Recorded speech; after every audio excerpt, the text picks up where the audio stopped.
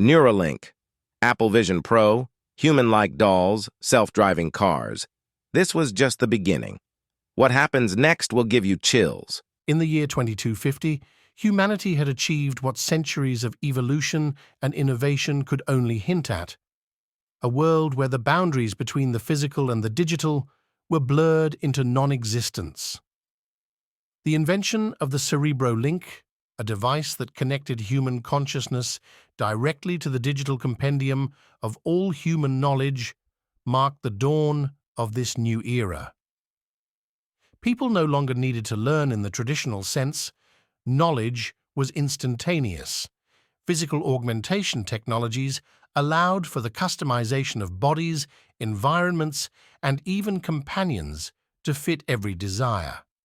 The concept of dissatisfaction became archaic, an oddity studied in the historical texts of the pre-augmentation era. In this utopia, cities transformed. Buildings, once bustling centers of activity, stood silent, their inhabitants living in self-crafted realities within their augmented domains. Nature reclaimed the abandoned spaces outside, with wild forests encroaching upon what used to be sprawling metropolises. Human interaction, once the cornerstone of society, had evolved. Physical presence was optional, as people preferred the company of digitally perfected avatars and companions programmed to fulfill every emotional need. Jasper, a historian specializing in the study of human evolution, lived in one of the high-rise sanctuaries that dotted what was once New York City.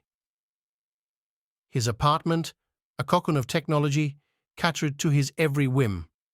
The walls were screens projecting serene landscapes, and his partner, Elara, was a vision of perfection, designed to his specifications, lacking nothing but the flaws and unpredictability of a human counterpart. Despite the perfection of his world, Jasper felt an unnameable void, a whisper of discontent that grew louder with each passing day. His research led him to dig deeper into the pre-augmentation archives, discovering tales of a world vibrant with challenges, emotions, and human connections. The more he learned, the more he questioned the cost of their utopia. The turning point came when Jasper accessed a restricted archive, one that detailed the biological consequences of their augmented lifestyles. Humanity had evolved, or rather devolved, into beings entirely dependent on technology. Their bodies, no longer needed for physical labor or travel, had atrophied, becoming unrecognizable. The most shocking revelation was the decline in human fertility rates to near extinction levels. In their pursuit of perfection and comfort, humans had neglected the fundamental aspect of their survival: procreation.